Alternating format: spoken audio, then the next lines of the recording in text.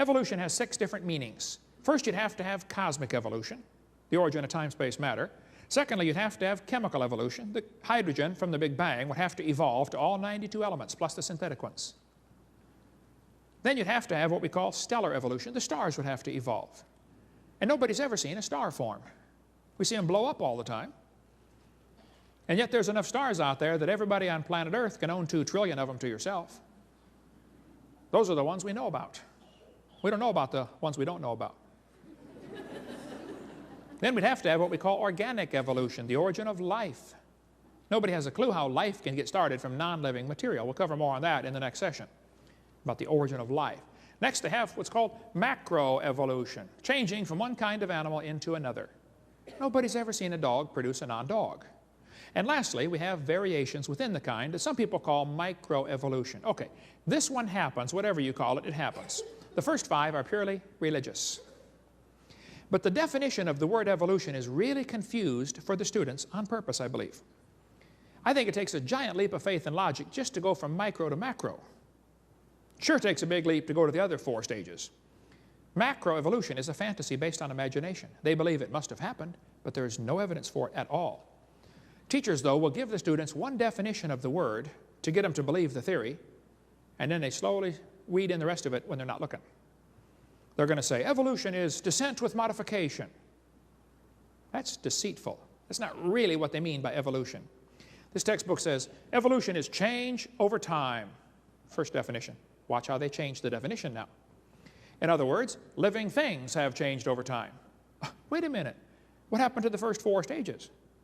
You're going to skip all the way down to living things and just assume the first 4 happened? Then they say, evolution is a change in species over time. Now they jumped right down to what I believe in. I believe species can change over time. I think the changes are limited. Still the same kind, but somebody might call it a different species. It's still the same kind of animal. That's not really what they mean by evolution, folks. What they really mean is the whole theory comes as a package deal. Variations certainly happen, but they have limits.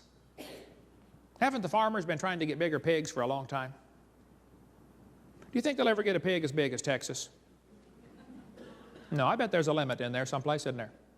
I'm not sure if they reached it or not, but they're probably getting close to the limit of pig size. Roaches eventually become resistant to pesticides. That's a fact.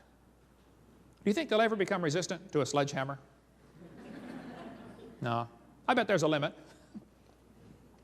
They always still produce the same kind of plant or animal, too. No new information is added.